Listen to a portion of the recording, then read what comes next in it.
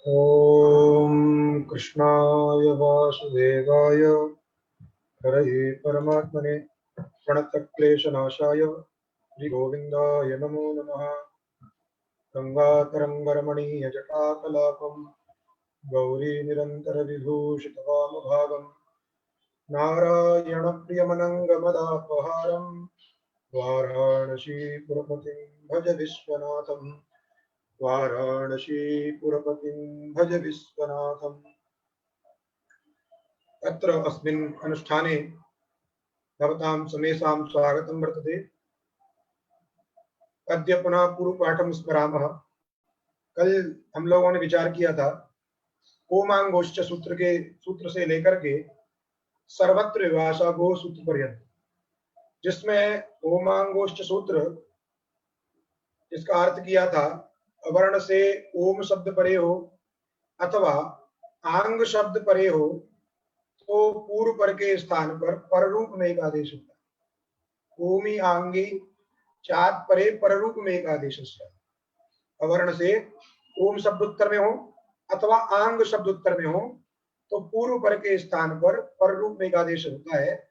जैसे दृष्टांत दिया शिवायोम नमः, शिवाय धन ओम, इतने में ही तात्पर्य था। इसमें अवर्ण है यकार उत्तरवर्ती यकार, उससे उत्तर ओम शब्द पड़े है, अतः पूर्व पर के स्थान पर रूप में एक आदेश हो गया, मिल गया, बन गया शिवायोम नमः।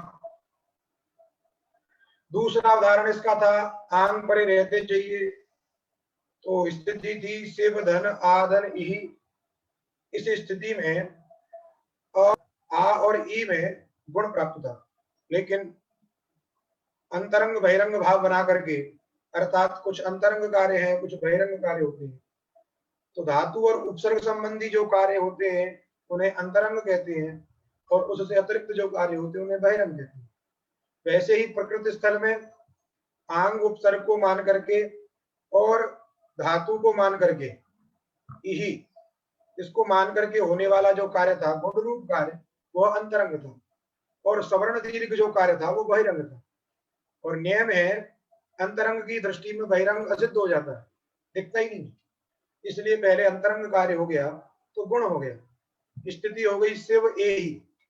अब जब शिव ए ही हो गया, अब यहां पर आंग शब्द तो है नहीं, दिखाई नहीं दे रहा। यदि आंग शब्द नहीं है तो ओमांगो सूत्र नहीं लगेगा। यदि यहाँ पर वृद्धिरेच से वृद्धि कर दी जाए तो कुछ अनिष्ट रूप बन जाएगा शिवई ही, जो कि हमें अभिप्रेत नहीं है। इसीलिए ऐसी कुछ व्यवस्था करने के लिए कि यहाँ पे आंग शब्द आ जाए, उसके लिए एक अतिदेश सूत्र बताया था अंतादिवच्च, जिसका क्या अर्थ बता दिया कि जो एकादेश का पूर्व स्थानीय होता है, तदघटित जो समुदाय है उसमें रहने वाला जो धर्म है वह एकादेश में आ जाता है। वैसे ही यदि कोई परस्थानीय है, तदघटित जो समुदाय है उस समुदाय में रहने वाला कोई धर्म है तो वह भी एक आदेश विशिष्ट में आ जाता है। उसी को उन्होंने कहा यह अयम एक आदेश, यह जो एक आदेश है सह एक आदेश पूर्वस्य, पूर्वस्य माने पूर्व समुदायस्य अंतवत, पूर्व समुदाय के अंत के समान होता है, और परस्य माने पर समुदाय के आदि के समान होता है। उसी को पूर्वांतवत और पराधिवत, पूर्व के अंत के समान और पर के अंत के समान, पर के आदि के समान, ऐसा व्यवहार करते हैं। प्रकृति में ए ही में दो स्थानीय थे, पूर्व स्थानीय आ, पर स्थानीय ई। इन दोनों के स्थान पर एक आदेश हुआ था ए। अब यहां पर इस ए में पूर्वांतवद भाव से, अर्थात पूर्व स्थानीय में रहने वाला जो धर्म है आंग शब्दत्व, वह आंग शब्दत्व आरोपित कर देंगे ए में। इसको बोलते हैं आरोप। अतिदेश माने आरोप, जो जैसा नहीं है उसको वैसा समझना है। ए कभी भी आ नहीं हो सकता है। ए कभी भी, जैसे कोई कहे अयम मनुष्य गर्धवा, ये मनुष्य गधा है, तो मनुष्य गधा कैसे हो सकता है? लेकिन फिर भी बोध होता है कि इस मनुष्य को गधा शब्द से समझिए। वैसे ही यहाँ पर भी आरोप है, जिसे कहते हैं ना इसमें आरोप कर दिया, तो वो ही यहाँ पे आरोप करके ए कदापि आ नहीं हो सकता है, आंग शब्द नहीं हो सकता है। किंतु हमें बुद्धि करनी है। बुद्धि होती है किसी भी व्यक्ति में, किसी को कहते मूर्ख है, ये तो मनुष्य ही नहीं है, ये तो एकदम जड़ है, ऐसा हम व्यवहार करते हैं। बुद्धि होती है, अर्थात उसी को बोलते हैं जो चीज नहीं है उसमें वैसी बुद्धि कर लेना, अतद में तद बुद्धि कर लेना, अतद में तद बुद्धि कर लेना, इसी को आरोप कहते हैं। अतः यहाँ पर भी ए में आबुद्धि हो गई, उसको आंग समझ लिया, अतः ओम अंगुष्ठ से पररूप कर दिया, तो बन गया शिवे ही। क्या रूप बन गया? शिवे ही। उसके बाद में हमने समझा था अक सवर्ण दीर्घ, अक से सवर्णी अच परे रहने पर पूर्व पर के स्थान पर दीर्घ रूप एक आदेश होता है, जिसके के उदाहरण दैत्यारी सामान्य बताया, अ से अ यदि उत्तर में है, ई से ई उत्तर में है, उ से उ उत्तर में है, री से री उत्तर में है, लरी से लरी उत्तर में है, तो दोनों के स्थान पर दीर्घ हो जाएगा द्विमात्रिक। जैसे दैत्यारी में, दैत्य में यकार उत्तरवर्ती अकार और अरी का घटक जो अकार है, इन दोनों के स्थान पर दीर्घ हो गया द्विमात्रिक आ, बन गया दैत्यारी। वैसे ही श्री सह, श्रीधन ई सह, दोनों के स्थान पर दीर्घ इकार हो गया श्री सह। विष्णुदय, विष्णुधन उदय, दोनों उ के स्थान पर द्विमात्रिक उ हो गया विष्णुदय। होत्रीधन ऋकार, होत्री में री और इधर ऋकार का री, इन दोनों के स्थान पर द्विमात्रिक री हो गया, तो बन गया होत्रिका, होत्रीकार। उसके बाद एंग पदांतादि सूत्र था, जिसका अर्थ किया था पदांत एंग से अत यदि उत्तर में हो, पदांत एंग से अत माने ह्रस्वकार यदि उत्तर में होगा, तो वहां पर पूर्व रूप में का आदेश होता है। इससे पहले पर रूप पढ़ा था, अब ये पूर्व रूप करेगा, पूर्व के समान रूप, दोनों के स्थान पर क्या हो जाता है? पूर्व के समान रूप हो जाता है। जैसे हरे, अब तो हरे शब्द जो है संबोधन का है, हरि शब्द के संबुद्धि में माने संबोधन एक वचन में हरे बनता है, हे हरे। अब माने रक्ष, अब ये पद है, हरे जो है पद है, इस पद में अंतिम में ए है, एंग है, वो एंग पद बुद्धि जो ए है वो अंतिम में है, इसीलिए ये जो हरे हो गया, यहाँ पर जो ए है वो हो गया पदांत एंग। इस पदांत एंग से उत्तर में ह्रस्वकार है अव का अकार, उसको हो गया पूर्व रूप, तो ए और अ के स्थान पर हो गया ए, बन गया हरेव, और एक चिन्ह लगा दिया जिससे आपको स्मरण रहे कि यहाँ पे अकार था। समझे कि नहीं? जिसको कि लोग चंपक पुष्पक न्याय कहते हैं। चंपक पुष्पक न्याय का मतलब वही है कि जैसे चंपक से कोई मतलब नहीं, जैसे फूल है, फूल किसी डलिया में, किसी बर्तन में कहीं भी रखी है, पुष्प आपने हटा लिया लेकिन उसकी खुशबू वहां रहेगी। वैसे ही पुष्प रूपी अवर्ण के स्थान पर पूर्व रूप हो गया है, लेकिन अवर्ण की जो खुशबू है वो एक चिन्ह विशेष के रूप में यहाँ पे दिखाई दे रही है, ये उसका मतलब होता है समझने के लिए, लेकिन वास्तविक वो कुछ नहीं। हरे विष्णु, वैसे वहां विष्णुधन अब विष्णु।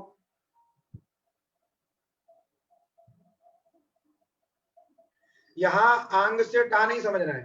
किसी ने पूछा है कि वहां लिखा है आंग इति टा संज्ञा, जो स्वादि प्रत्ययों में जो टा प्रत्यय है तृतीय बहुवचन, उसको भी आंग कहते हैं, लेकिन यहाँ आंग का तात्पर्य आंग जो प्रादि शब्द है उससे लेना है। आंग से क्या लेना है? यहाँ पे प्रादि जो शब्द है आ, उसको लेना है। बात समझ में आ गई?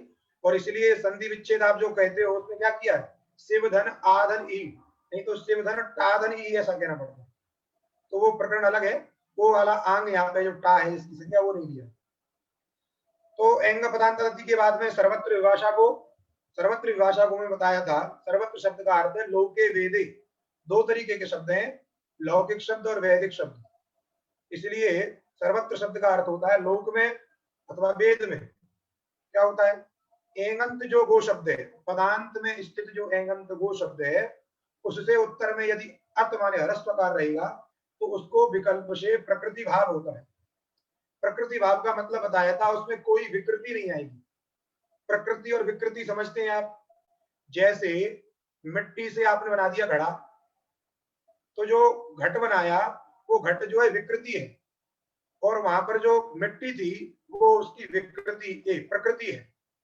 वैसे ही आपने वृक्षों से, वृक्षों को काट काट करके बढ़िया बढ़िया बेड बना लिए, बढ़िया बढ़िया बैठने के लिए कुर्सी बनानी लकड़ी की, तो ये जो आपके जो सामान है, बेड है, कुर्सी है, टेबल है, ये सब विकृति है।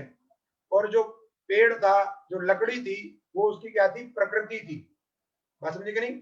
जैसे दूध प्रकृति होता है और दही उसकी विकृति होती है, वही प्रकृति विकृति। और जब विकृति नहीं होगी तो क्या है? वो प्रकृति रहती है। जैसे कभी कभी देखते हो ना, दही अगर जमाना हो, दूध को यदि जमाना हो तो उसको थोड़ा गुनगुना छोड़ते हैं कि उसमें जामुन डालते हैं। यदि वो बिल्कुल ठंडा हो जाए तो जमता ही नहीं है, विकृति नहीं आती उसमें, तो प्रकृति स्वरूप ही रह जाता है। वैसे ही यहाँ पर भी है कि ये भी प्रकृति के रूप में ही रह जाएगा। यहाँ पर कोई भी संधि कार्य नहीं होगा, अर्थात जैसा है वैसा ही रहेगा। इसलिए कह दिया प्रकृति भाव होता है। दृष्टांत दिया गोधन अग्रम। गोधन अग्रम में यहाँ पर पदांत एंगंत गो शब्द है। जो गो शब्द है वो पदांत है, पद संज्ञा हुई है, वहां पे समास है, पद है और अंतिम में है ए और एंग पद बुद्ध भी है, इसलिए उसको कहेंगे पदांत एंगंत गो शब्द। पदांत एंगंत गो शब्द से उत्तर में जो अग्रम का हरस्वकार है उसको पूर्व सूत्र से एंग पदांता धति से पूर्व रूप प्राप्त था। उस पूर्व रूप को रोक करके इसने कर दिया प्रकृति भाव, अर्थात जैसा है, जैसी स्थिति है वैसे ही रहेगी। जिसको बोलते हैं ना आपकी भाषा में स्टे। आप हाई कोर्ट से, सुप्रीम कोर्ट से स्टे ले आए तो आप कोई कार्य नहीं कर पाते हो। कोई जमीन है, आप मकान बनाना चाहते हो, कोई स्टे ले आया, तो अब जैसी जमीन है वैसी पड़ी रहेगी। तो वैसे ही ये स्टे आ गई। सर्वत्र भाषा गो ने इसमें क्या लगा दी? स्टे लगा दी कि यहाँ पे कोई भी संधि कार्य नहीं होगा, इसलिए बन गया गो अग्रम। और जब प्रकृति भाव नहीं हुआ, स्टे नहीं लगी, तो पूर्व रूप हो गया, तो बन गया गोग्रम। दो विशेषण दिए थे, एंगंत गो शब्द चाहिए। बोले एंगंत क्यों कहते हो, केवल कि ये गो शब्द हो? तब कहा कि चित्रग्रम, चित्रगूधन अग्रम। चित्रगूधन अग्रम में जो चित्रगु शब्द है, तद घटक जो गु है वो गो शब्द ही है, किंतु एंगंत नहीं। एंग प्रत्याहार बोध्य वर्ण उसके अंत में नहीं। बोले उसको गो शब्द कैसे कहेंगे? एक देश विकृतम अनन्यवत, क्योंकि गो शब्द में ओ रहता है, उस ओ को ऊ हो गया है। तो एक देश में यदि विकार हो जाए तो चीज बदल नहीं जाती है। जैसे कुत्ते की यदि पूंछ कट जाए तो उसको कुत्ता ही कहा जाता है, उसको घोड़ा, हाथी, शेर ऐसा नहीं कहा जाता है। लेकिन उसको पूंछ वाला कुत्ता नहीं कहा जाता है, याद रखिए। कुत्ते की पूंछ कट जाने पर कुत्ता तो कहते हैं, हाथी, घोड़ा और कुछ अन्य जानवर का व्यवहार नहीं करते, लेकिन पूंछ वाला कुत्ता ऐसा नहीं कहते, क्योंकि उसकी पूंछ है ही नहीं, पूंछ कट गई है। वैसे ही इस चित्रगु को गो शब्द तो कहेंगे, लेकिन एंगंत नहीं कहेंगे। इसलिए एंगंत न होने के कारण यहाँ पर प्रकृति भाव नहीं होगा। जब प्रकृति भाव नहीं होगा तो इको यण से यण हो जाएगा, ऊ को यण हो गया हुआ, तो बन गया चित्रग्रम। वैसे ही दूसरा विशेषण था पदांत गो शब्द होना चाहिए, पदांत एंगंत गो शब्द। तो पदांत क्यों कहते हैं? बोले यदि पदांत नहीं कहेंगे तो गो शब्द से पंचमी और षष्ठी विभक्ति के एक वचन में अस प्रत्यय जब आ गया, गो अस, तो वहां पर जो गो शब्द है वो एंगंत है और गो शब्द है, लेकिन पदांत नहीं, क्योंकि पद संज्ञा प्रत्ययांत की होती है। अस प्रत्यय को लेकर के वो पद है, उसका अंतिम वर्ण स होगा, तो पदांत एंगंत गो शब्द नहीं मिलेगा। केवल जो एंगंत गो शब्द है वो पदांत नहीं है, इसलिए पदांत न होने के कारण वहां पर प्रकृति भाव नहीं होगा। जब प्रकृति भाव नहीं होगा तो वहां सूत्र है से पूर्व रूप हो जाता है, तो बन जाता है गो। इस तरीके से आपने कल का पाठ ये समझा। अब पुनः आगे सूत्र आ रहा है अनेकाल सित सर्वस्य और गिच्च। अब इन दोनों सूत्रों की यहाँ आवश्यकता क्या है? पहले इन दोनों सूत्रों की आवश्यकता को जानने के लिए इन दोनों सूत्रों के आगे वाला जो सूत्र है अवंग स्फोटायन से, इसको समझिए पहले। अवंग स्फोटायन से क्या कह रहा है? देखिए, स्फोटायन नाम के एक ऋषि है। स्फोट माने होता है शब्द, इसको ब्रह्म कहते हैं। स्फोट माने शब्द, ब्रह्म। इसलिए वैयाकरण जो होते हैं वो स्फोटवादी होते हैं। जैसे कोई ब्रह्मवादी होते हैं, कोई कुछ कहते हैं, कोई कुछ कहते हैं, इसलिए वैयाकरण को स्फोटवादी कहते हैं। अर्थात स्फोट को ही ब्रह्म कहते हैं, शब्द को ही ये ब्रह्म कहते हैं। और स्फोटे अयनम यस्य, स्फोट को जो जानते हैं अच्छी तरीके से, स्फोट के जो विशेष जानकार हैं, जिनकी गति है उसमें, ऐसे जो ऋषि हैं उनका नाम है स्फोटायन। उनका नाम क्या है? स्फोटायन। अर्थात शब्द ब्रह्म को जानने वाले जो ऋषि हैं उन ऋषि का नाम था स्फोटायन। क्या कहते हैं स्फोटायन ऋषि? वो कहते हैं पदांते एंगंतस्य गो शब्दस्य। पदांत जो एंगंत गो शब्द है, पदांत एंगंत गो शब्द को अवंग आदेश होता है। ध्यान दीजिएगा, पदांत एंगंत गो शब्द को अवंग आदेश होता है विकल्प से अच परे रहते। विकल्प क्यों आया? तो हमने बताया था स्फोटायन ऋषि चाहते हैं, पाणिनि जी नहीं चाहते, इसलिए यहाँ पे क्या हो गया? विकल्प। एक ऋषि के मत में ये कार्य होता है और एक ऋषि के मत में ये कार्य नहीं होता है, इसलिए उसको बोलते हैं विकल्प। जैसे पीछे आया था लोक शाकल्य, वैसे ही आया है अवंग स्फोटायन। तो पदांत एंगंत गो शब्द को क्या करना है? अवंग आदेश करना है विकल्प से अच परे रहने पर। इको एनर्जी से अच्छी आता है अच परे रहने पर। अब यहाँ पे आपको समझना है कि जो अवंग आदेश है, जैसे इक के स्थान पर यण आदेश हुआ था तो सुधी में ई के स्थान पर य हो गया, सुधा इत्यादि बना। वैसे ही एंगंत गो शब्द को अवंग करना है। स्थिति है आपकी गोधन अग्रम, वही स्थिति है गोधन अग्रम। गोधन अग्रम में अब जो गो है वह गो शब्द क्या है? पदांत है, एंगंत है, और गो शब्द तो है ही, इसलिए पदांत एंगंत गो शब्द हो गया। उसको करना है अवंग। देखिए दो चीजें होती हैं, अवंग आदेश है। आदेश क्या होता है? पूरे गो शब्द के स्थान पे हो या उसके किसी एक देश में हो। आपने तो ऐसा नहीं कहा कि किसके स्थान पर करना है, आपने कहा है कि पदांत एंगंत गो शब्द को अवंग आदेश होता है। तो आपकी बात से तो यही लग रहा है कि संपूर्ण गो के स्थान पर क्या हो जाए? अवंग हो जाए। यदि संपूर्ण गो शब्द के स्थान पर अवंग आदेश हो जाएगा तो जो गवाग्रम इत्यादि प्रयोग है वो बनेगा ही नहीं। बात समझे कि नहीं? क्योंकि गो के स्थान पे अब हो गया तो अवाग्रम बन जाएगा। क्या बन जाएगा? अवाग्रम। तो कैसे ये निर्धारित करें कि जो अवंग आदेश है वो किसके स्थान पर हो? अब आदेश स्थानीय, देखिए स्थानीय होता है, एक आदेश होता है, आदेश स्थानीय को हटा पूरा हटा देता है। अब ये निर्धारित करना होता है कि स्थानीय के कितने अंश को हटाएगा। सामान्य बात होती है स्थानीय के स्थान पर आदेश होता है, जो उद्देश्य है उस उद्देश्य के स्थान पर विधेय होता है। अब वह जो विधेय है वह विधेय कितने को हटाएगा? जैसे आप किसी के या आपकी जमीन पे कोई अधिकार कर लिया और आपने कोई ऑर्डर ले लिया या कहीं से कुछ केस वेस लड़ा, आपने कहा कि आप मेरी पूरी जमीन खाली कर दीजिए। तो एक होता है पूरी जमीन खाली कर दीजिए और एक होता है राम मंदिर की तरह लटका हुआ कि आधे आधे में कर लीजिए फिर बाद में देखा जाएगा। बात समझे क्या नहीं? अभी तो सही हो गया, लेकिन कहता है कि आधे में तुम कर लो आधे में ये कर लेंगे। तो ऐसा कुछ निर्धारण करना पड़ता है कि पूरे स्थानीय के स्थान पर आदेश हो अथवा उसके किसी एक देश के स्थान पर आदेश हो। तो उसका निर्धारण करने के लिए ही सूत्र दोनों हैं, अनेकाल चित सर्वस्य और गिच्छ। अब देखिए आप अनेकाल चित सर्वस्य क्या कहता है। अनेकाल, अनेकाल शब्द का क्या अर्थ है? पहले अनेकाल में समास क्या है? न एकाल इति अनेकाल।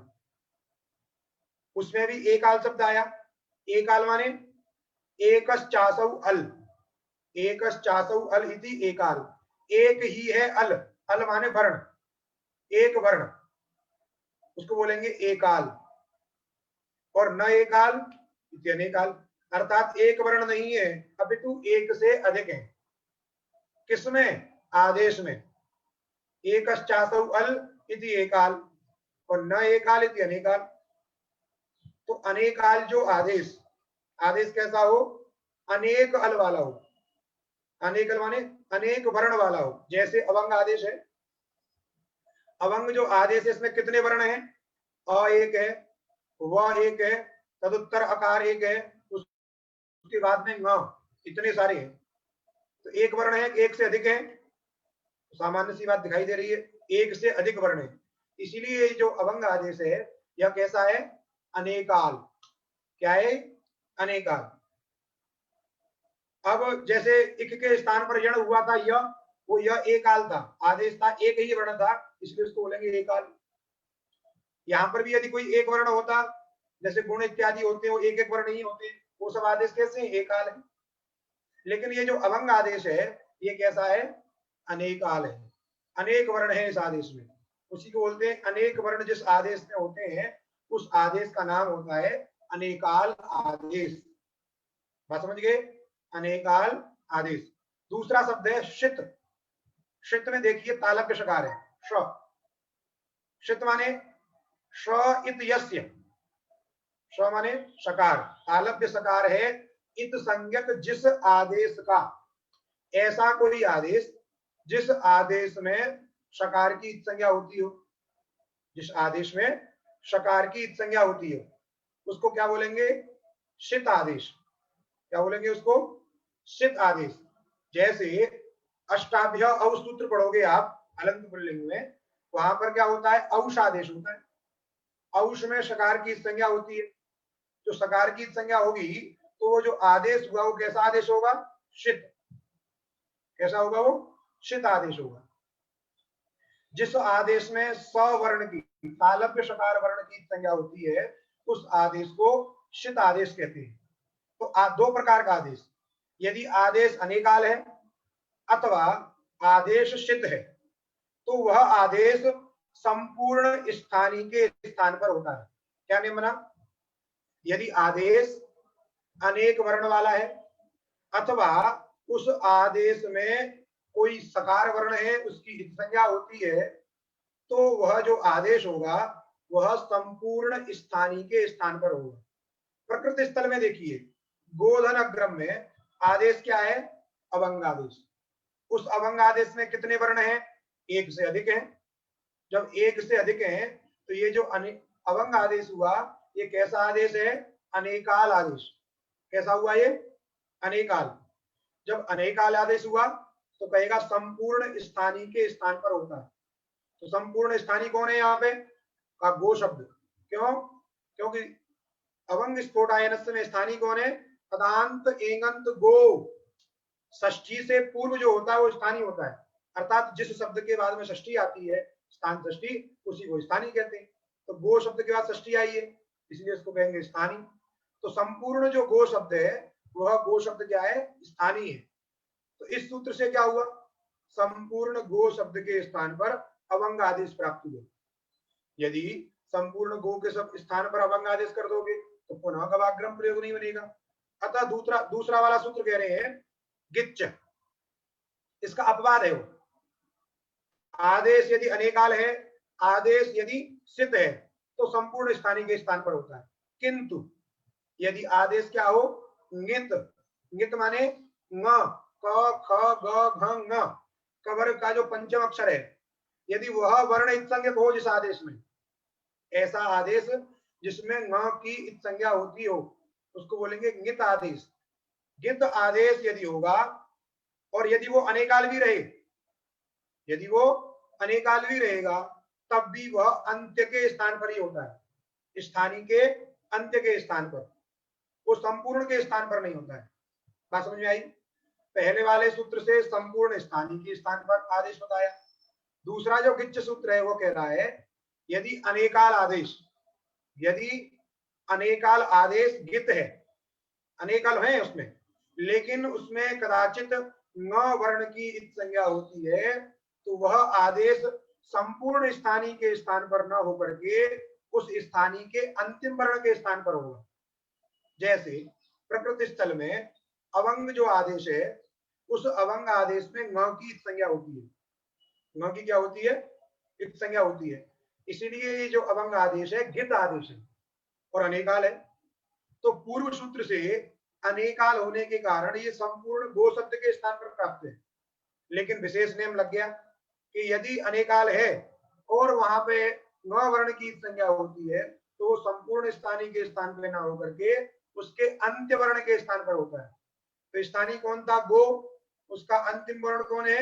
ओ। गो घटक जो ओ है, उस ओ के स्थान पर क्या होगा? अभंग आदेश। क्या होगा? अभंग आदेश। तो ग के ओ के बाद में कर दीजिए ओ के स्थान पर। अब अभंग में ग की संज्ञा हो गई, इस संज्ञा होने से उसका लोप हो जाएगा। हलंत्यम से उसकी संज्ञा होती है और तस्य लोप से उसका लोप हो जाता है। तो क्या बचता है? ग अव अग्रम। क्या बनता है? ग अब ग को अ से मिला दीजिए, ग और व में अ है और इधर अग्रम का अ है, उसमें अ का सवर्ण दीर्घ से दीर्घ कर दीजिए, बन जाएगा गवाग्रम। क्या बन गया? गवाग्रम। दोनों सूत्र समझ में आए? पहला सूत्र है अनेकाल सर्वस्य, आदेश यदि अनेकाल है और शकारित संज्ञक वर्ण उसमें है तो वह आदेश संपूर्ण स्थानीय के स्थान पर होता है। किंतु यदि वही अनेकाल आदेश गित हो, अर्थात उस अनेकाल आदेश में न वर्ण की संज्ञा होती हो, तो वह आदेश संपूर्ण स्थानीय के स्थान पर न होकर के अंत्य के स्थान पर होता है, इसलिए उसकी वृत्ति लिखी। देखिए अनेकाल सर्वस्य में लिखा इति प्राप्ते, वृत्ति इसलिए नहीं लिखी उसकी क्योंकि स्पष्ट है सूत्र, ज्यादा विशेष व्याख्या करने की आवश्यकता नहीं, सीधा सीधा लिखा है अनेकाल सित सर्वस्य, अनेकाल आदेश सित आदेश सर्वस्य स्थाने भवति। अतः ये सूत्र के द्वारा संपूर्ण स्थानीय के स्थान पर क्या है? अवंग आदेश प्राप्त है, इसलिए लिखा इति प्राप्ते। और गिच गिद अनेकालपि अंत्यस्य विषयात्, गिद यदि अनेकाल भी है, गिद आदेश यदि अनेकाल भी है, तब भी वह अंत्य के स्थान पर ही होता है, इसलिए अंत्य के स्थान पर हो गया, वो के स्थान पर, तो बन गया प्रयोग गवाग्रम। बात समझ गए? अब जब अवंग स्फोटायन से सूत्र अवंग आदेश नहीं करेगा, क्योंकि स्फोटायन ऋषि के मत में होता है, पाणिनि जी के मत में नहीं होता है। पाणिनि जी के मत में, जब पाणिनि जी के मत में नहीं होगा तो क्या होगा वहां? तो वहां पर एंगा पदांतादति लग जाएगा। क्या लग जाएगा? एंगा पदांतादति। पदांत एंगंत गो शब्द से उत्तर अत है, इसलिए उसको क्या हो जाएगा? पूर्व रूप हो जाएगा। पूर्व रूप हो गया तो बन जाएगा गोग्रम। जान गया? गोग्रम। यद्यपि यहाँ पे 3 रूप बनते हैं, जो सर्वत्र विभाषा गो में जो 2 बनाए हैं ना, उनको इकट्ठा बना सकते हैं। कैसे? पहला रूप क्या बनेगा? गवाग्रम, अर्थात गोधन अग्रम। इस स्थिति में क्या होता है? पहले एंगा पदांतादति प्राप्त होता है, उसको रोक करके क्या प्राप्त होता है? सर्वत्र विभाषा गो प्राप्त होता है, और उसको भी रोक करके अवंग स्फोटायन से पहले क्या होता है? अवंगादेश होता है, और अवंगादेश होने के बाद एक रूप बन जाता है गवाग्रम। जब ये सूत्र नहीं लगा, अवंगादेश करने वाला सूत्र नहीं लगेगा, तो उसके पहले वाला सूत्र कौन सा था? सर्वत्र विभाषा गो, वो लग जाएगा, तो वो क्या कर देगा? प्रकृति भाव, तो वैसी का वैसा रूप रह जाएगा गो अग्रम। और जब वो भी नहीं लगेगा, क्योंकि वो भी विकल्प से लगता है, तो सबसे पहला सूत्र जो है एंग पदांतादति, उससे क्या हो जाएगा? पूर्व रूप हो जाएगा। इस तरीके से 3 रूप इकट्ठे बनते हैं, लेकिन आपकी सरलता के लिए उन दोनों सूत्रों को अलग अलग करके यहाँ पे दिखाया है, लेकिन वो तीनों के तीनों रूप एक साथ बना सकते हैं आप, गवाग्रम, गो अग्रम और गोग्रम, इस तरीके से। अब यहां पर भी कहा था पदांत एंगंत गो शब्द होगा तभी गो शब्द को अवंगादेश होता है, अचपरे रहने पर। यदि पदांत एंगंत गो शब्द नहीं है तो नहीं होगा। जैसे पदांते किम गवि, गवि शब्द जो है गो शब्द के सप्तमी का रूप है गवि। गो शब्द से सप्तमी एक वचन में गी विभक्ति आती है, गो गी। अब यहाँ पर जो गो शब्द है वो एंगंत है, गो शब्द है, लेकिन पदांत नहीं, और पदांत न होने से उसको अवंगादेश नहीं होगा। अचपरे भी है, अवंगादेश नहीं हुआ तो क्या होगा? एचो यवायाव। देखिए ध्यान दीजिए, अवंग और अव में अंतर है।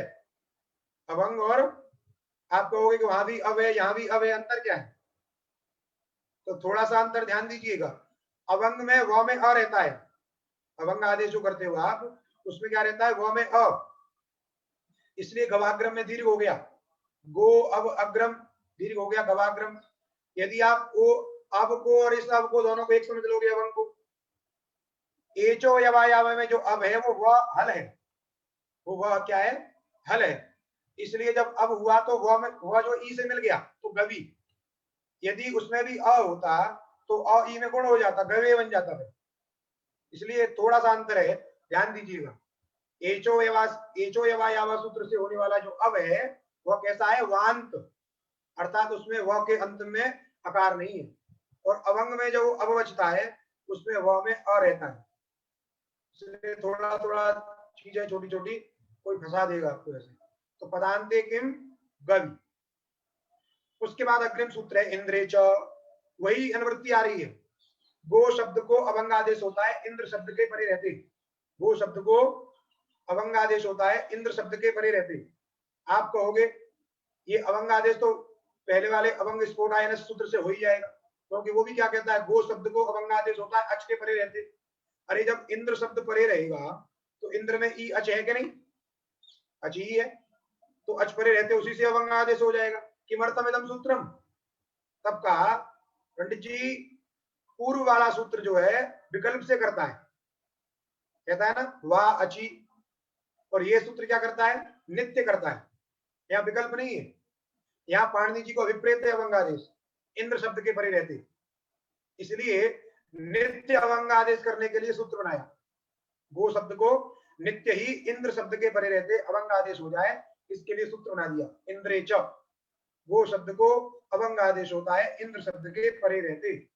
ओ को हो गया। अब यहाँ पर वही स्थिति है, अभंग अनेकाल है तो संपूर्ण स्थानीय के स्थान पर प्राप्त हुआ, किंतु ये आदेश गित है, अतः गिच सूत्र की सहायता से अंत्य के स्थान पर स्थानीय जो गो है उसका जो अंतिम वर्ण है कौन, ओ, उस ओ के स्थान पे हो जाएगा अभंग, बन जाएगा गव इंद्र, और अ ई में गुण हो गया, बन गया गवेंद्र। क्या बन गया, गवेंद्र।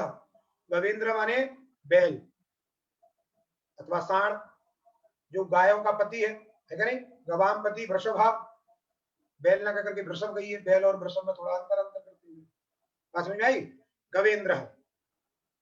अब पुनः सूत्र है दूरात धूते च, अलग अलग जब करोगे इसको तो दूरात हूते, ह दूरात हूते, ऐसा दूरात हूते च। दूरात माने दूर से, हूत माने बुलाना, हूत माने आह्वान करना, बुलाना। जैसे हम किसी को नाम लेके पुकारें तो वो क्या होगा, दूर से पुकारेंगे तो उसी को संबोधन कहते हैं। क्या कहते हैं उसको, संबोधन। संबोधन किसको किया जाता है, जो थोड़ा दूर होता है, अपने पास जो बैठा रहता है, सुन ऐसे कहते हैं, सुन, बात समझे नहीं। संबोधन क्या होता है, थोड़ा उसमें जान लगती है थोड़ा सा, इसलिए दूरात कह रहे हैं। दूरावधिकम जब संबोधनम, भूते माने आह्वान, दूर में कोई व्यक्ति स्थित है, उस व्यक्ति को आप बुलाना चाह रहे हो तो उस वहां पे कोई वाक्य प्रयोग करोगे आप, तो जो वाक्य प्रयोग आपने किया तो स्वाभाविक बात है, जब दूर के किसी व्यक्ति को बुलाते हो तो आप कहते अरे इधर सुन, फलाने के नाम लेकर के जो है, हे देवदत्त, हे कृष्ण, ऐसा कुछ बोलते हो, तो वही क्या होता है, संबोधन होता है। दूर में स्थित किसी व्यक्ति को अपनी तरफ आकर्षित करना, उसके मुख को अपनी तरफ करवा लेना, कहीं दूसरी जगह देख रहा है, किसी दूसरे कार्य में लगा है, लेकिन जैसे ही आपने उसका नाम पुकारा तो क्या हुआ, आपकी तरफ देखने लग गया, तो जो आपकी तरफ उसने देखा वही होता है संबोधन, उसी को क्या बोलते हैं, संबोधन। सिद्धस्यामुखी भाव मात्रम संबोधनम विदु, सिद्धस्य माने अन्यत्र प्रवृत्तस्य, अभिमुखी भाव, अभिमुखी भाव माने आपकी तरफ मुख हो जाना, जैसे हमने किसी का नाम पुकारा वो हमारी तरफ देखने लग जाए, वो क्या हो गया, हमारे अभिमुख हो गया, हमारे सम्मुख हो गया, हमारे सम्मुख हो गया। तो जो सम्मुखीकरण है उस सम्मुखीकरण को ही संबोधन कहते हैं, लेकिन वो कैसा होना चाहिए, दूर से होना चाहिए, इसलिए कहा दूरात हूते, दूर से संबोधन जो किया जाता है उसमें क्या किया जाएगा, कोई वाक्य प्रयोग करोगे, हे देवदत्त, हे कृष्ण, तभी तो संबोधन है। संबोधन में क्या होगा, किसी ने किसी वाक्य का प्रयोग करना पड़ेगा, शब्द का प्रयोग करना पड़ेगा, केवल संबोधन बिना शब्द के हो ही नहीं सकता है। आप कहो, आप बोलो ही नहीं, आप शब्दोच्चारण करो ही नहीं और कब संबोधन हो जाए, कैसे होगा, बात समझे नहीं। संबोधन क्या है, अपनी तरफ किसी को आकर्षित करना, अभिमुखीकरण।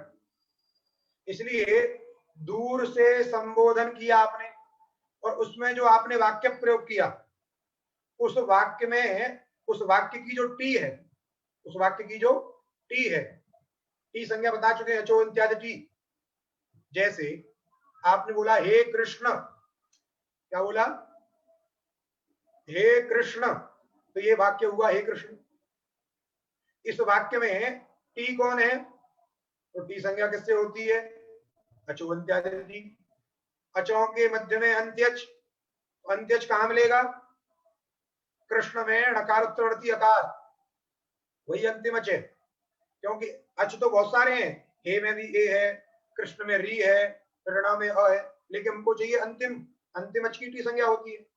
तो दूर से संबोधन विषयक जो वाक्य, हे कृष्ण, ये वाक्य, इस वाक्य की जो टी, इस वाक्य की टी कौन है? तो कृष्ण में णकार उत्तरवर्ती अकार, उस टी की क्या होती है? कह रहे प्लुत। उस टी को क्या होता है?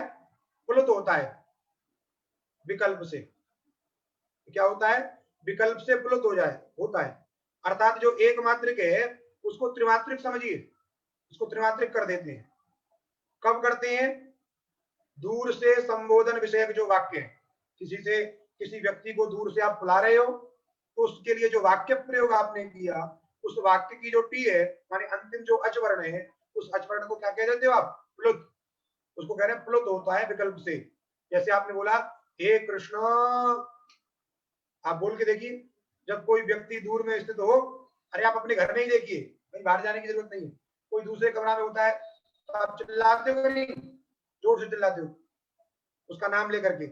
जब नाम लेके चिल्लाते हो तो उसके नाम में जो अंतिम जो अच है, उस अच को क्या करते हो? थोड़ी देर तक उच्चारण करते हो। जो थोड़ी देर तक उच्चारण किया जा रहा है वही तो प्लुत है। एक मात्रिक की जगह पे आप त्रिमात्रिक उच्चारण कर रहे हो, हे कृष्ण, है ना? जैसे हमारी भाषा में बोलते हैं सुन रे छोरा, है ना? सुन रे, ऐसा बोलते हैं रे। तो रे जो बोल रहे हैं वो भी उसकी जो है वाक्य की टी है, उसको प्लुत बोलते हैं। इसलिए दूरात् संबोधने वाक्यस्य टे प्लुत भवति विकल्पेन। दूर से संबोधन विषयक जो वाक्य है, दूर से संबोधन किया जा रहा है लेकिन दूर से, उसमें जो वाक्य प्रयोग आप करते हो, उस वाक्य की जो टी है उसको विकल्प से प्लुत होता है। उसको क्या होता है? विकल्प से प्लुत। उसका फल क्या है बताएंगे अभी। फल बताने के लिए सूत्र आ गया, प्लुत प्रक्रिया अचनित्यम। कह रहे हैं एते अचि प्रकृत्या स्यु। एते माने प्लुत प्रक्रिया, प्लुत प्रक्रिया से माने प्लुत संज्ञक से और प्रगृह्य संज्ञक से अच यदि उत्तर में हो, प्लुत संज्ञक वर्ण से अच उत्तर में हो, अथवा प्रगृह्य संज्ञक वर्ण से अच उत्तर में हो, तो वहां पर प्रकृति भाव होता है। वहां पे क्या हो जाता है? प्रकृति भाव। प्रकृति भाव जैसे बता दिया, कोई भी संधि कार्य नहीं होता है वहां पे। वहां पे क्या नहीं होता है? संधि कार्य नहीं होता है। अब दृष्टांत में समझिए आप, जैसे स्थिति है, वाक्य एक प्रयोग किया, आगच्छ कृष्ण अत्र गौश्चरति। तो देखिए संबोधन क्या है इसमें? आगच्छ कृष्ण, ये संबोधन है, क्योंकि संबोधन में प्रथमा विभक्ति आती है ना, इसलिए कृष्ण, हे कृष्ण, हे कृष्ण, हे कृष्णा। कोई हे नहीं लगाया है, लेकिन समझिए वो कृष्ण ही है, संबोधन है। इसमें संबोधन हे कृष्ण हुआ। इस वाक्य, इस प्रणव में अ, प्रणव में जो अ है, ये क्या है? टी। इसको क्या कर दिया? प्लुत कर दिया। क्या कर दिया? प्लुत। जब प्लुत हो गया तो तीन जो लिखा है, उस तीन का मतलब है त्रिमात्रिक। जो तीन लिखा है ना कृष्ण के बाद में, उस तीन का मतलब क्या है? कृष्ण में जो नाम में अ है, ये त्रिमात्रिक है, अर्थात प्लुत है। तो उसको प्लुत किससे किया?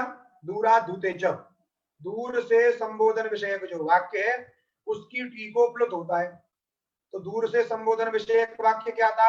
आगच्छ कृष्ण, उसकी टी क्या थी? कृष्ण में णकार उत्तरवर्ती अकार, उसको कर दिया प्लुत, अर्थात त्रिमात्रिक कर दिया, तो तीन लिख दिया विकल्प से। जब प्लुत हो गया उसका फल बता रहे हैं। अब यहाँ पे स्थिति है, आगे वाक्य जोड़ दिया, अत्र गौश्चरति। तो कृष्ण में ण में अ है और आगे अत्र का अ है, तो दोनों तरफ अ है।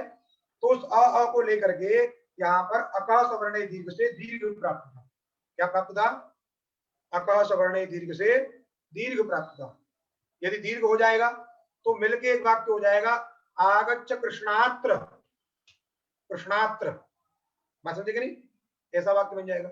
लेकिन हमें अभिष्ट नहीं है वो, हमें अलग अलग करना है। आगच्छ कृष्ण अत्र गौश्चरति, ऐसा विष्ट। इसीलिए प्लुत संज्ञा करने के बाद उसका फल बताया कि यदि प्लुत संज्ञक वर्ण से, यदि प्लुत संज्ञक वर्ण से अच वर्ण उत्तर में रहता है तो प्लुत संज्ञक वर्ण कौन हो गया? कृष्ण में ण में अ। उससे उत्तर अच वर्ण कौन हो गया? अत्र का अ। वहां पे क्या हो गया? प्रकृति भाव। क्या हो गया? प्रकृति भाव। प्रकृति भाव का मतलब कोई भी विकृति नहीं होगी, कोई भी संधि कार्य नहीं होगा। जब नहीं होगा तो दोनों अलग अलग स्वतंत्र रूप से लिखे, इसलिए वाक्य बन गया आगच्छ कृष्ण अत्र गौश्चरति। बात समझे नहीं? तो ये वाक्य कहीं का दिया है, हमारा तात्पर्य किससे है? कृष्ण में ण में अ को प्लुत करके अच परे रहने पर प्रकृति भाव दिखाने से तात्पर्य है। वाक्य तो आप कुछ भी बोल दीजिए, आगच्छ देवदत्त अत्र, है ना, अत्र किमपि कुरु, यहां कुछ करो। आगच्छ चैत्र अत्र पाठम कुरु, कुछ भी बोल दीजिए। तो वहां अ और अ में प्लुत संज्ञक से अच वर्ण परे रहने पर प्रकृति भाव होता है, उसका उदाहरण दिया। ये हुआ प्लुत संज्ञक का उदाहरण, अर्थात प्लुत संज्ञक से अच यदि उत्तर में रहेगा तो प्रकृति भाव होता है। दूसरा उसमें कहा था प्रगृह्य संज्ञक से, दूसरा क्या कहा था? प्रगृह्य संज्ञक वर्ण से अच उत्तर में रहने पर भी प्रकृति भाव होता है। बोले प्लुत तो समझ में आ गया, प्लुत संज्ञा होती है, तू बालो जस्व दीर्घ से प्लुत होता है, और यहाँ पर प्लुत विधान किससे किया गया? दूरा धूते च से प्लुत विधान किया गया। लेकिन प्रगृह्य किसे कहते हैं? प्रगृह्य किसका नाम है? तो प्रगृह्य एक संज्ञा है, जैसे इत, अच, ये सब संज्ञाएं हैं, टी, ये सब संज्ञा है। वैसे ही प्रगृह्य नाम की भी संज्ञा है। बोले कौन करता है सूत्र? बोले आगे सूत्र आ रहा है, क्या सूत्र है? ईदूदे द्विवचनम प्रगृह्यम। क्या सूत्र है? ईदूदे द्विवचनम प्रगृह्यम। ईदूदे द्विवचनम में देखिए, ईत, ऊत, एत, ध्यान दीजिए, तो सब में लगा है ईत, ऊत और एत। ईत माने दीर्घ ईकार, क्योंकि तपरकरण है, तपरस तत्कालस्य। तो ईत का अर्थ क्या हो गया? दीर्घ ईकार। ऊत का अर्थ क्या हो गया? दीर्घ उकार। और एत का अर्थ क्या हो गया? एकार। वो तो दीर्घ ही होता है क्या नहीं? अब कहोगे तपरकरण यहां क्यों किया? तो प्लुत नहीं लेना है, बात समझे कि नहीं? तपरकरण किस लिए है? प्लुत एकार नहीं लेना है, केवल दीर्घ एकार ही लेना है, क्योंकि उस ए का भेद प्लुत भी तो है, इसलिए केवल तत्काल का ही बोध करना है। इसलिए हम कह रहे हैं ईत ऊत एत।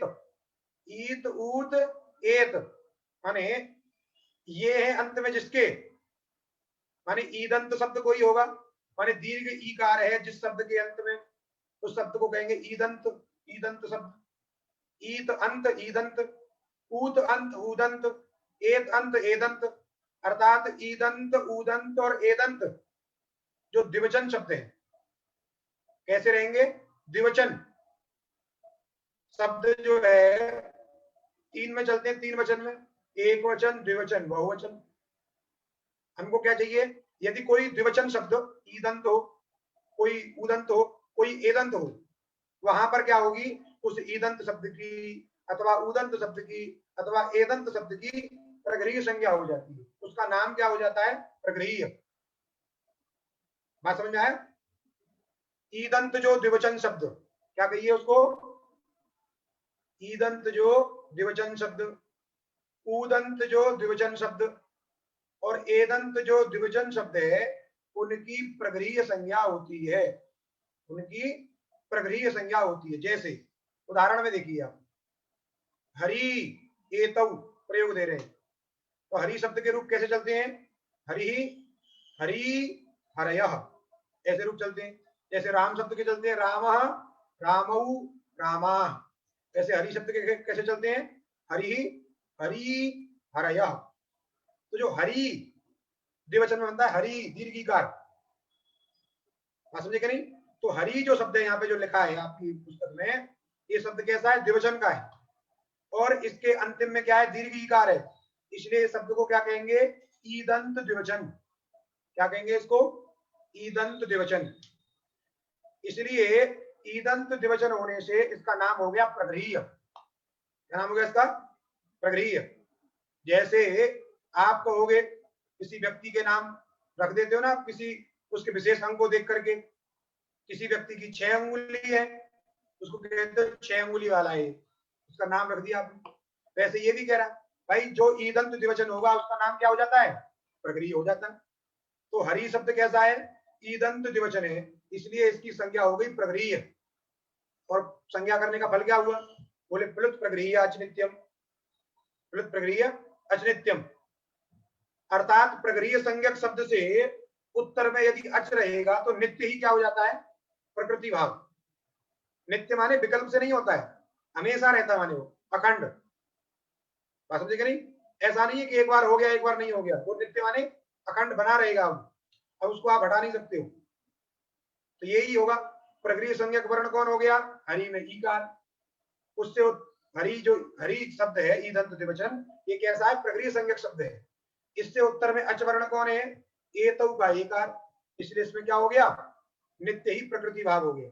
यदि प्रकृति भाव नहीं करते तो क्या हो जाता? यण हो जाता। क्या हो जाता? यण। हर्रेतौ। क्या प्रयोग हो जाता? हर्रेतौ। इसीलिए यहां पर प्रकृति भाव कर दिया तो बन गया हरि एतौ। ऐसा ही रूप बन गया, कुछ नहीं हुआ उसमें। वैसे ही विष्णु इमौ। विष्णु शब्द जो है ये भी द्विवचन है। विष्णु विष्णु विष्णवः, ऐसे रूप चलते हैं उसके। इसलिए ये शब्द कैसा है? ऊदंत द्विवचन। पहला शब्द था ईदंत द्विवचन और दूसरा शब्द क्या है? ऊदंत द्विवचन। ऊदंत द्विवचन की हो गई प्रगृह्य संज्ञा, और प्रगृह्य संज्ञा करने का फल हो गया प्रकृति भाव। अर्थात विष्णु से ई उत्तर में रहने पर यण नहीं हुआ, प्रकृति भाव हो गया। ऐसा ही रूप बन गया विष्णु इमौ। एतौ माने ये दोनों हरि हैं। कोई दो व्यक्ति हैं, कह रहे ये दो व्यक्ति हरि हैं। इमौ विष्णु, ये दोनों व्यक्ति क्या है? विष्णु है। बात समझे कि नहीं? भगवान विष्णु के दो अवतार, भगवान विष्णु के दो अवतार ले लीजिए, मत्स्य और कश्यप। बोले मत्स्य और कश्यप जो ये दोनों क्या विष्णु ही है। बात समझे कि नहीं? वैसे ही एतौ मत्स्य और कश्यप ये क्या है? दोनों कश्यप जो है ये दोनों हरि ही है। एतौ हरि इमौ विष्णु गंगे अमु। गंगे अमु, गंगा शब्द के द्विवचन का रूप है गंगे। गंगा गंगे गंगा, रमा रवि रमा, जैसे गंगा गंगे गंगा। तो ये भी एदंत द्विवचन है। ऐसा ये एदंत द्विवचन। इसलिए एदंत द्विवचन होने के कारण इसकी हो गई प्रगृह्य संज्ञा। प्रगृह्य संज्ञा का फल हो गया प्रकृति भाव। तो एक को क्या नहीं हुआ? अयादेश नहीं हुआ। क्या नहीं हुआ? अयादेश। अथवा अयादेश को बाध करके एंग पदांतादति, पदांत एंग से अत परे रहने पर पूर्व रूप होता है। पहले अयादेश प्राप्त, उस अयादेश को रोक करके एंग पदांतादति, पदांत एंग से अत उत्तर में रहने पर पूर्व रूप में आदेश होता है। तो पूर्व रूप प्राप्त है, उसको रोक करके क्या कर दिया? प्रकृति भाव कर दिया। तो ऐसा ही कैसा रूप रह गया? गंगे अमु। ये दोनों क्या है? गंगे हैं। आप कहोगे गंगा तो एक ही है, दो गंगे कैसे हो गई? गंगा तो एक ही है ना, एक ही गंगा जी बह रही है। तो उसकी दो धार यदि हो गई, बीच बीच में टापू निकल आता है, उसके दो रास्ते हो जाते हैं। तो जो दो धारा हो गई उसकी, उन दोनों के ये गंगे अमु, ये दोनों गंगा ही है, अलग अलग नहीं। बात समझे कहीं? कहीं पंचगंगम होता है, वहां 5 गंगाएं हैं। जैसे आप हरिद्वार में जाइए स्नान करने के लिए, वहां कई सारे अलग अलग उसकी धारा बना दिए, उसको क्या कहेंगे? गंगे अमु। दो धारा है, उनको गंगे अमु। बात समझ में आई? अब आगे सूत्र है अदसो मात। अदसो मात माने अदसह। अदसह माने षष्ठी का रूप है। अदस शब्द संबंधी। अदस माने अदस शब्द संबंधी। अदस शब्द संबंधी मात माने मकार से, म वर्ण से। अदस शब्द संबंधी म वर्ण से कह रहे हैं ईदूतौ। ईत और ऊत उत्तर में रहने पर अस्मात् पर वो लिखा है ना, अस्मात् पर माने अदस शब्द संबंधी मकार से उत्तर। अदस शब्द संबंधी मकार से उत्तर दीर्घ ईकार और दीर्घ ऊकार की प्रगृह्य संज्ञा होती है। दीर्घ ईकार और दीर्घ ऊकार की माने अर्थात ईदंत उदंत की। अस्मात् परऊ, अस्मात् माने अदस शब्द से, अदस शब्द से कैसा माने, अदस शब्द संबंधी मकार से, क्योंकि अदसो मात पंचमी का रूप है वो भी जो है, तो अदस शब्द है, उस अदस शब्द में मकार आएगा। अब आप कहोगे अ द स शब्द तो अ द स है, इसमें म कहां से आ गया, म तो सुनाई नहीं दे रहा है, इसमें अ सुनाई दे रहा है, द सुनाई दे रहा है, फिर अ सुनाई दे रहा है, फिर स सुनाई दे रहा है। तो ये तो ऐसे कह रहे हो कि जैसे खरगोश के सींग, बात समझे कि नहीं, है ही नहीं है, जो चीज है ही नहीं उसको कैसे कहोगे आप अदस शब्द संबंधी मकार से उत्तर। तो अदस शब्द में मकार होता है, जब आप आगे प्रक्रिया कुछ पढ़ोगे पुल्लिंग इत्यादि में, तो वहां पर अदस शब्द को क्या हो जाता है, उत्तमत्व होते हैं वहां पर, इसका अमु इत्यादि रूप बनते हैं, असौ अमु अमु इत्यादि, तो वहां पर क्या होता है, मकार होता है। उस स्थिति में कह रहे हैं अदस शब्द संबंधी मकार वहां मिलेगा, इसलिए कह रहे हैं अदस शब्द संबंधी मकार से उत्तर, अदस शब्द संबंधी मकार से उत्तर। ईकार और ऊकार की, दीर्घ ईकार और ऊकार की, ईत और ऊत, ईत माने दीर्घ ईकार, ऊत माने दीर्घ ऊकार, इन दोनों की क्या होती है, प्रगृह्य संज्ञा होती है। क्या होती है, प्रगृह्य संज्ञा। लेकिन शर्त क्या है, ये जो ईकार उकार है ये अदस शब्द संबंधी मकार से अव्यवहित उत्तर रहेंगे। क्या रहेंगे, अव्यवहित उत्तर, बीच में कोई व्यवधान नहीं रहेगा, सीधा म के बाद में ई अथवा म के बाद में उ। जैसे दृष्टांत देखिए, अमी, अमी ईशा, अमी ईशा, अशौ अमु अमी, अमी अदस शब्द के प्रथमा बहुवचन का रूप है अमी, तो अदस शब्द के स्थान, अदस शब्द में क्या हुआ, वहां पर मकार हुआ है। अब कैसे बनता है उसको आप छोड़िए, लेकिन ये जो मकार है, ये मकार कैसा है, अदस शब्द संबंधी। अदस शब्द संबंधी मकार से उत्तर क्या है, दीर्घ ईकार है, ई अमी, इसलिए इस ईकार की क्या हो गई, प्रगृह्य संज्ञा। जब प्रगृह्य संज्ञा हो गई तो प्रगृह्य संज्ञा का फल क्या है, तो प्लुत प्रगृह्याच नित्यम, प्लुत प्रगृह्याच नित्यम से प्रकृति भाव। यदि यहाँ पर प्रकृति भाव नहीं होता तो अमी धन ईशा, इस स्थिति में क्या हो जाता, आकाश वर्ण दीर्घ से दीर्घ हो जाता, अमीशा, बात समझे कि नहीं, ऐसा रूप बन जाता, जबकि हमें अलग अलग चाहिए। इसीलिए इस ईकार की हो गई प्रगृह्य संज्ञा और प्लुत प्रगृह्याच नित्यम से हो गया प्रकृति भाव, तो कोई भी संधि कार्य नहीं होगा, तो बन गया अमी ईसा। ये सब क्या है, भगवान है, ईश है, बात समझे कि नहीं। 5 तो रख दिया, गणेश जी, शंकर जी, कृष्ण जी, राम जी, कृष्ण सीता जी सब रख दिया, और क्या अमी ईसा, ये सब क्या है, भगवान है, ये सब क्या है, भगवान, अमी ईशा। वैसे ही अमु आशाते, अमु, वहां पे रामकृष्ण अमु लिखा है, वहां पे अमु देखिए, तात्पर्य किसमें हमारा, अमु में। अमु जो है ये भी अदस शब्द है, वहां पर अदस शब्द का क्या बनता है, असौ अमु, द्विवचन में, द्विवचन में क्या बनता है, अमु, असौ अमु अमी, बहुवचन में अमी। तो ये अमु जो है अदस शब्द है, उसमें क्या है, मकार भी है, तो अदस शब्द संबंधी मकार से उत्तर दीर्घ उकार है कि नहीं, अमु में उ, तो उस उकार की क्या हो गई, प्रगृह्य संज्ञा, और प्रगृह्य संज्ञा करने का फल क्या हुआ, प्लुत प्रगृह्याच नित्यम से प्रकृति भाव, तो कोई संधि कार्य नहीं हुआ, संधि कार्य नहीं हुआ तो ऐसा जैसा है अमु आसाते, यण नहीं हुआ, नहीं तो यण हो जाता है यहाँ पर, ऐसा ही रूप बन गया अमु आसाते।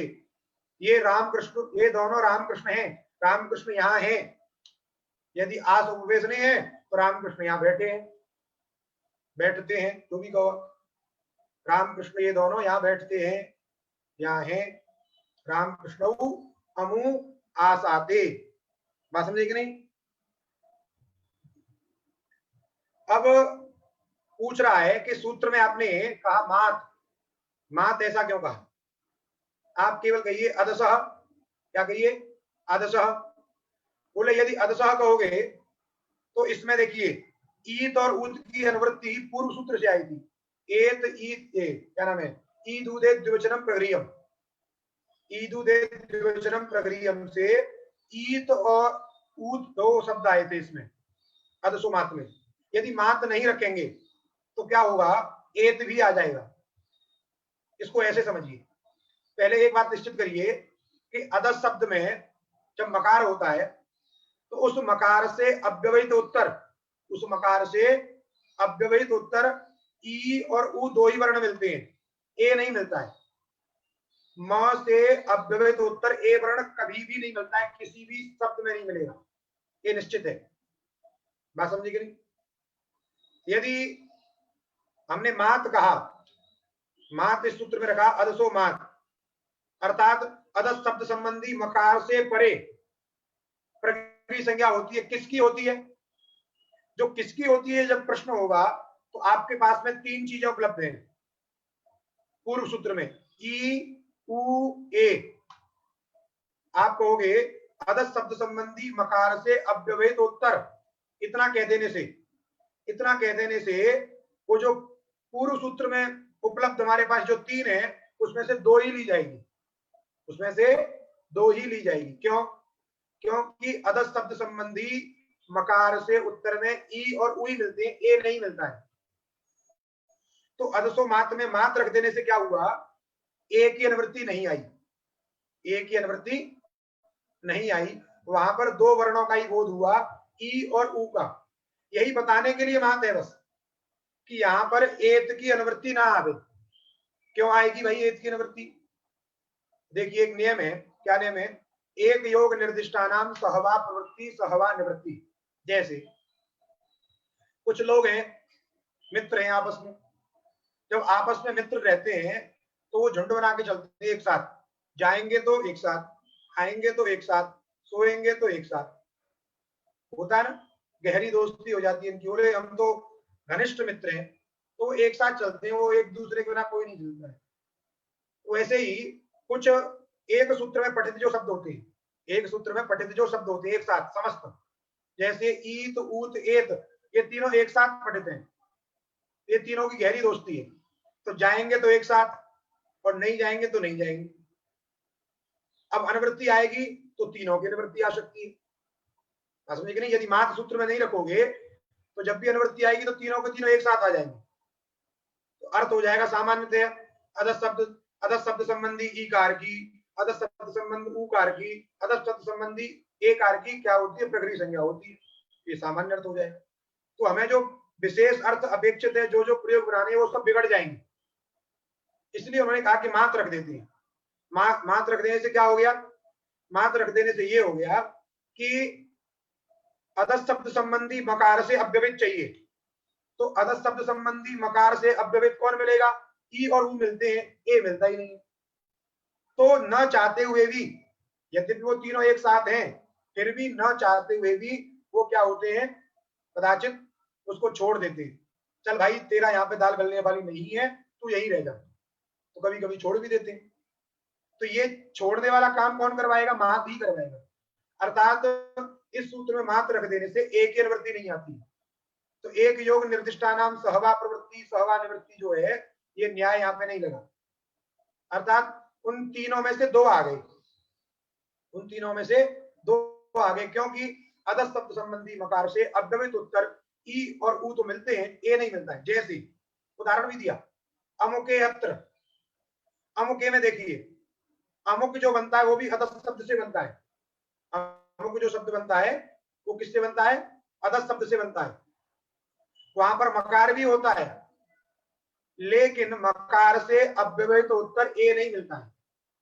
देखिए अमुके में मकार से अव्यवहित उत्तर क्या है? उ है, उसके बाद क है, उसके बाद में ए है, तो मध्य में दो वर्णों का व्यवधान है। तो कभी भी अदस शब्द संबंधी मकार से उत्तर ए मिलेगा ही नहीं। जब ए नहीं मिलेगा तो वहां पर ए की कभी भी प्रकृति संज्ञा नहीं होगी। जब प्रकृति संज्ञा नहीं होगी तो प्रकृति भाव भी नहीं होगा। जब प्रकृति भाव नहीं होगा तो अमुके अत्र इत्यादि स्थलों में पदांत मान करके, पदांत से उत्तर जो अत है, ह्रस्वकार है, उसको क्या कर दिया? पूर्व रूप कर दिया, तो बन गया अमुकेत्र। समझ गए नहीं? अमुके अत्र, अत्र अमुके संति, यहाँ पर वे लोग हैं, अमुक अमुक नाम के व्यक्ति हैं, ऐसा कह दिया किसी ने। अमुके अत्र संति, अमुक नाम के व्यक्ति कोई है, वे यहाँ पर है। बात समझ में आई? तो मात क्यों रखा?